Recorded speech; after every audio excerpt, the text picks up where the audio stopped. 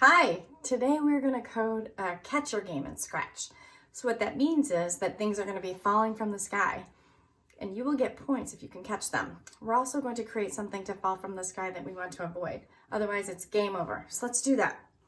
I'm going to go here to www.scratch.mit.edu and you can create an account to save your work. You don't have to, but you can ask a grown-up to help you if you want to. You just need to join Scratch and you'll need an email address for that. So you can also code in Scratch just by going to this create button. So I'll show you that. If you hit create, you can just start coding like this. All right, I'm gonna go ahead and log in as Mosey Scratcher. All right, and I'm going to wait just a minute here. All right, I'm gonna exit out of these tutorials. These are really fantastic if you want to do more coding along with video tutorials. We're gonna break our coding down into 4 steps today. So the first step is gonna be to select and code our catcher. The second step is select and code our falling objects, what will earn points when we catch. The third step is to code our catcher to catch the objects and to earn points. And the fourth step is select and code the object to avoid. All right, let's get started. Select and create and code our catcher. So we're going to get rid of Scratch Cat here, and we're going to create a new sprite. So we'll click on the cat's face. All of the sprites come up. I'm going to choose an animal today, and I'm going to look for a dog or a puppy here. I like this one. He's very cute. So if I click on the costumes tab, there are different appearances of some of the sprites, and we're going to only use one today. And so I'm going to get rid of these other ones by clicking on the trash can here. This puppy I think is a little big for my screen, so this is a really good place to adjust the size of your sprite. I'm going to shrink them down a little bit. Maybe I'm going to make them a little bit bigger here. There. I'm also going to choose a backdrop, so if I click on this button here, I'm going to look for a city. My puppy's going to roam the city today. So I'm going to click urban. Urban's another word for city. So there. So my puppy is going to look for food in my city. So let's decide where the puppy's going to start. So the cool thing about Scratch is when I move the puppy around, I can see these numbers change. My puppy's going to start here in the corner of the game. So you can see the coordinates. He's at this position here in the X direction and this position here in the Y direction. That's his position up and down. Okay, we're going to talk about that a little bit more in a little bit. So let's go ahead and code the puppy. Let's hit the code tab and notice the puppy is selected here. We're going to start our game by clicking on the green flag. So find this button or this block in the events. So then I'm going to choose a motion block here, and it's going to be go to an XY position. And look, it remembered where we put our puppy in the beginning. So that's where my puppy's going to start every time I click on that green flag. So if I go ahead and move him and test it, there he goes. He goes right back to that position. All right, to play the game, the puppy has to move back and forth across the bottom of the screen to catch the falling food. So we are going to use this block. It's a motion block, change X, and we've got 10 in here. So when we click on the block, the puppy moves to the right. So I'm going to show you something that's very helpful when you're moving things around in Scratch. It's a backdrop you can use to get a better understanding of the directions in Scratch. All right, so go to the backdrops and go all the way to the bottom and select this XY grid. All right, check it out. You can see that when the puppy moves this way, this is called the X direction, and this is called the Y direction. All right, there's 2 lines, and when we move the puppy to 0, 0, the puppy's in the middle of this XY grid. All right, so you can see these numbers show X is 0 and Y just about 0, okay? So when a sprite is located up here, in this part of the stage, it has a positive X number and a positive Y number because it is to the right of 0 and above 0. When it moves to this quadrant over here, it has a negative X number and a positive Y number. When it moves down to this location here on the stage, it has a positive X number and a negative Y number. And then when a sprite is moved over here on the stage, it has a negative X and a negative Y number.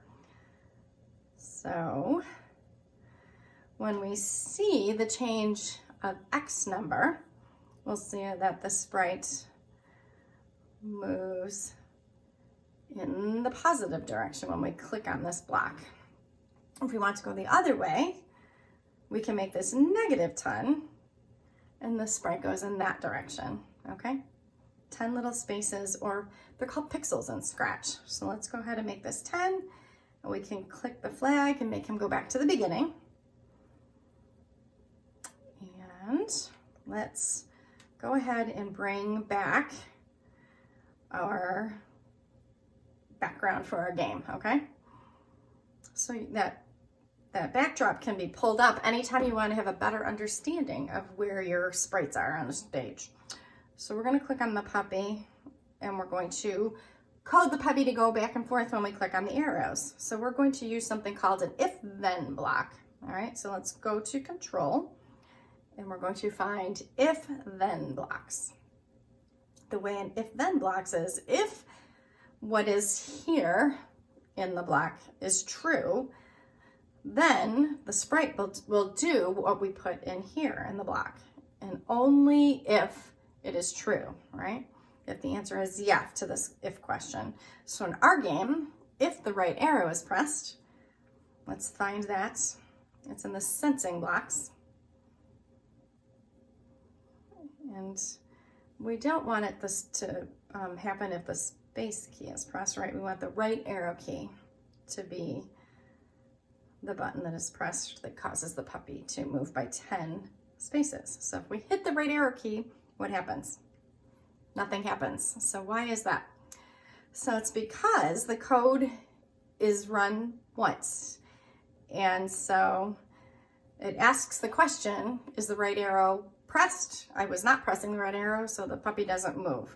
We are going to use something called a forever loop so that it will keep checking over and over again, at least until the game is stopped, right? It will keep checking. And if at some point I'm pressing the button like this, right, like this, now it's moving because it keeps checking. And every time I hit the right arrow, the answer is yes, and it moves. So if we want our puppy to move the opposite direction, we need to use the same motion command. So it's going to be change by, and then we can move in the opposite direction, right? We can make it negative 10. And how are we going to make that happen? We'll use the if then. So if that same command, and now we'll change it to the left arrow key.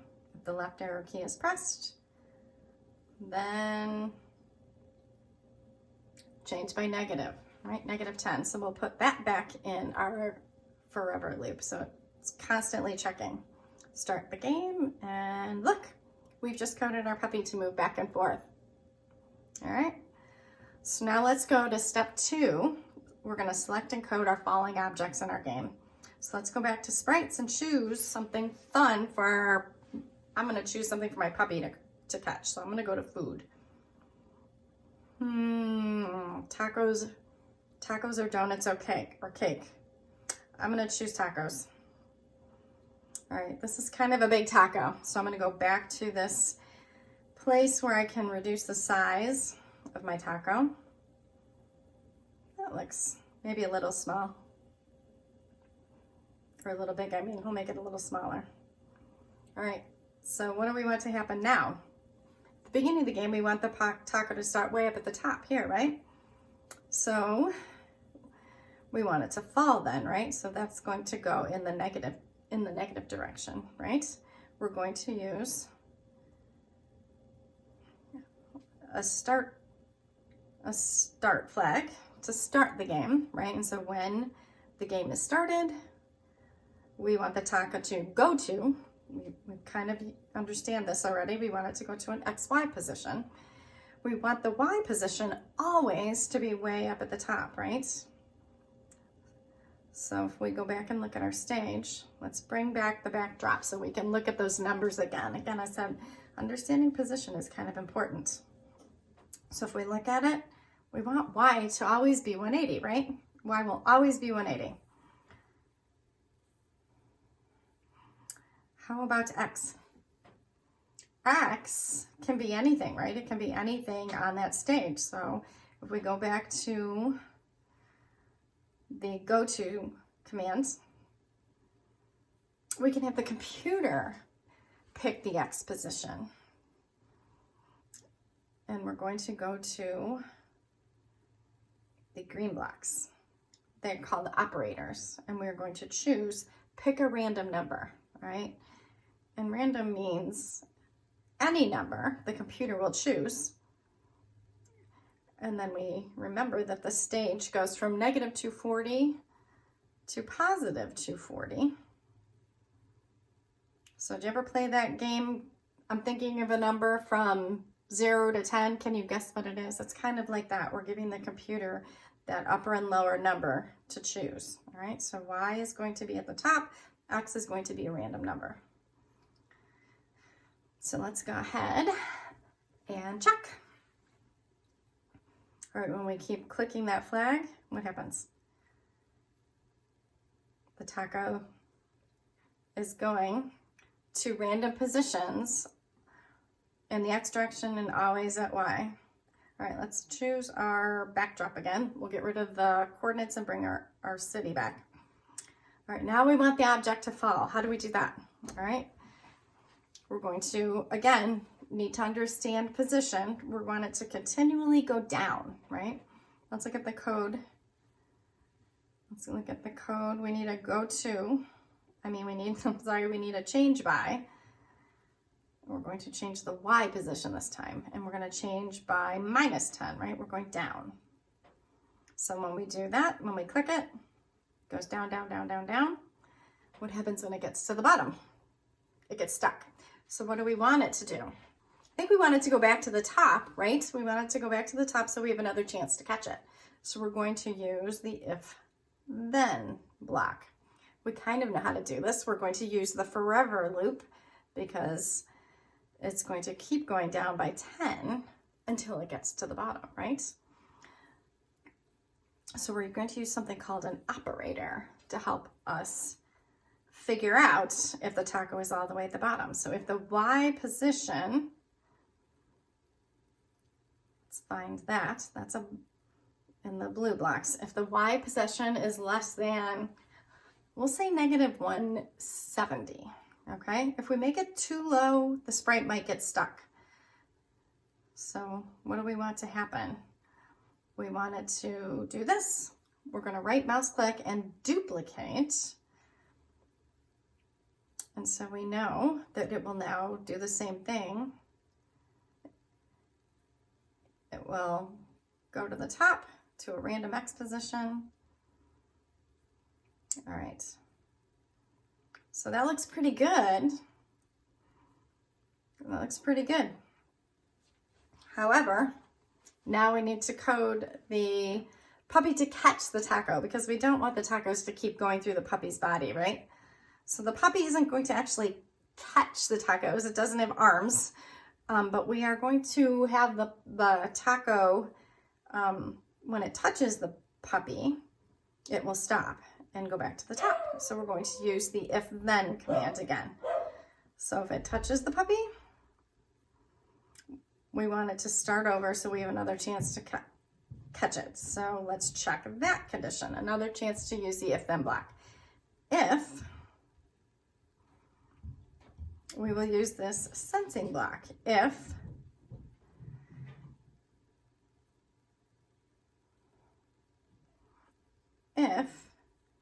the taco touches the puppy, then again, we can just duplicate this line of command and put it in our if-then statement. We'll put this back.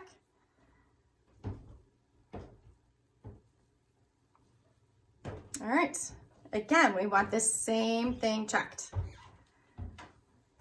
All right. Let's try it now. There. So when the taco touches the puppy, it goes back up to the top. That's what we wanted to happen. All right. So now what do we need to do? We need to add a score, right? We need to get points when we are able to move our puppy to catch the tacos. We need something called variables. We're going to make a variable and it's going to be called taco score. All right, and it shows up right here on the screen.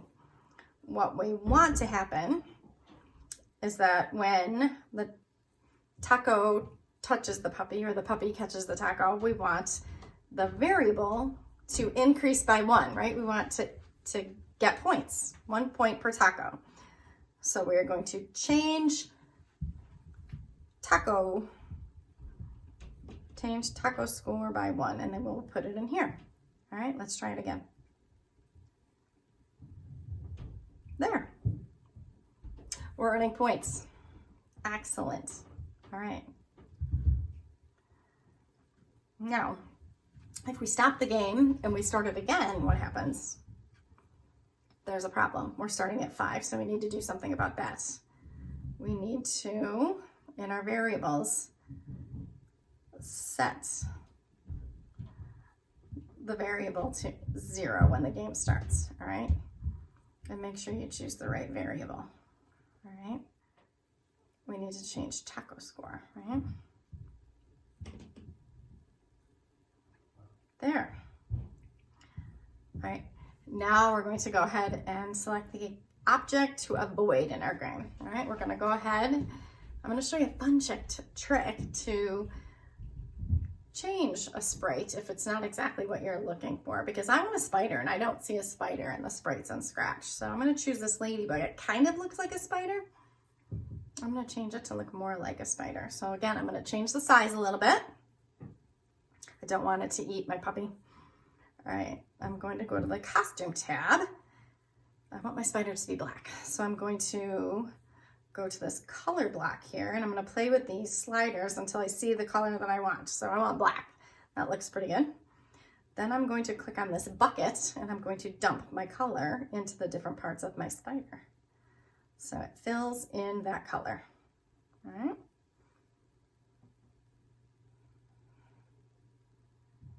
There. It's looking more like a spider, right? All right, these circles I don't think are quite black too, so I'm gonna change these. All right, I see one more problem with the spider. How many legs does the spider have? I need to add 2 legs, right? So I'm gonna use the paintbrush. I'm going to add 2 legs. There. You can change the size of the brush. That looks pretty good to me. I'm gonna pick the selector now, the selector area. I'm gonna redo this area. I'm gonna pick the paintbrush again. There.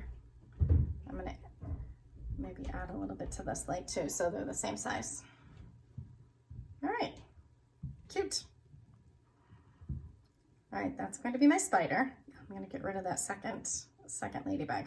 Okay, so again, I'm gonna code the spider to kind of do what the taco does, right? We kind of know what we want it to do.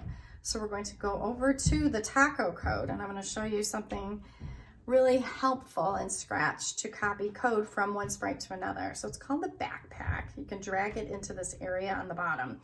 It's kind of tricky. You have to wait till the backpack area turns blue, like this, there. So now I know it's copied into the backpack. And then when I go over to the spider, when I go to the spider, I can go to the backpack and drag that code. So now let's analyze this code. What don't we want it to do? We don't want it to, let's get rid of this. When it's touching the puppy, we don't want this to happen, right? So we're gonna drag this out of here. What we want to happen is the backdrop to change to a game over screen. It sounds complicated, but it's pretty easy. We're gonna create our own backdrop. So going to call this backdrop game over. All right, it's helpful to remember that name. We're gonna need it when we code. I'm going to choose a color.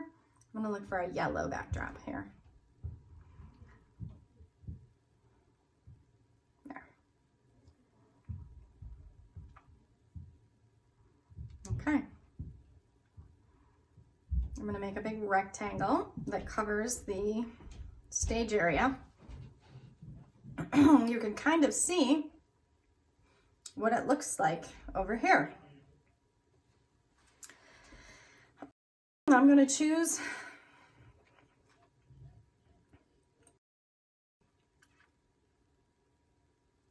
I'm going to change the color of my text to red. And then I can make it bigger by dragging on the text.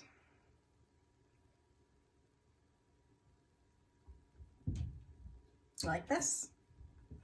Again, you can kind of look at the stage over here and see how it is going to lay out on the actual game screen. You can also change the way the text looks. I kind of like this one here because it looks like a retro video game. So that's my game over screen. I like it. All right. So we want the screen to change to that when the game is over, right? When the spider hits the puppy. So let's go to the spider page. When the spider touches the puppy, we can get rid of this. We don't want that. We want to change the backdrop, and that's under looks. So we're going to switch backdrop to game over. All right.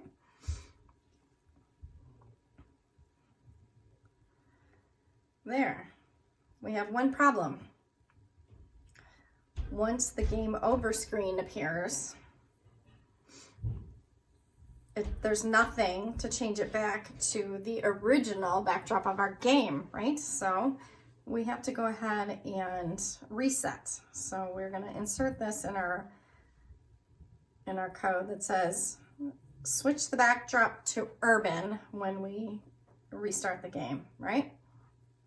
That worked, but I don't think we really want to see the tacos and the spiders falling and maybe not even the puppy. So we are going to go to when the spider touches the puppy, we're going to go to the puppy here. We're going to go to this event when backdrop switches.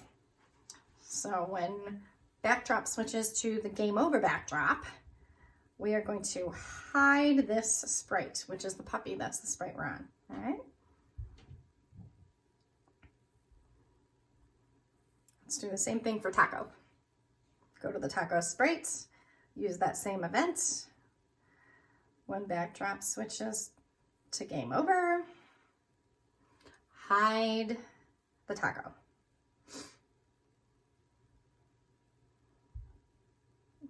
And in the spider, let's go to the spider.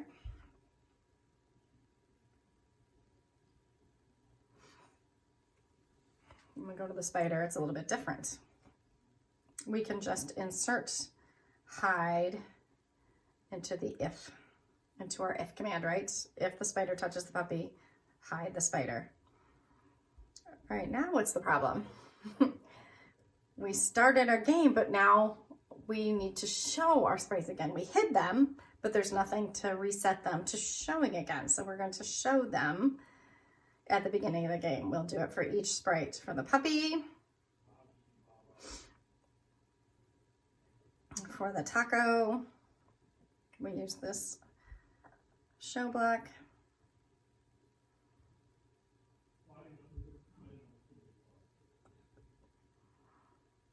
And there we go. All right. And where's the spider? All right, we need to show the spider at the beginning of the game. So we go to the spider and show. All right, let's hit the start button. And it worked. Game over. That was pretty fast. I got hit right away. All right, what about if that spider is coming down too fast for me? I'm not very good at video games. Let's go to the spider sprite. We can change the speed that the spider comes down. He's coming down too fast for me right now. So I'm going to go to the control blocks. There's a very helpful block called weight, and we can use that weight block to control the speed that code is read and sprayed. So if I put that here, look how slow the spider's coming down, right? So when we put that weight in that loop, when the spider is falling, it slows the speed. Let's go ahead and change it to be a little bit faster, right? It's not going to wait as long. How about this? Let's restart. That's a little better. I think I can play this game. Ah! Game over. All right, I like it. I think I'm satisfied. All right. Thanks for coding with me.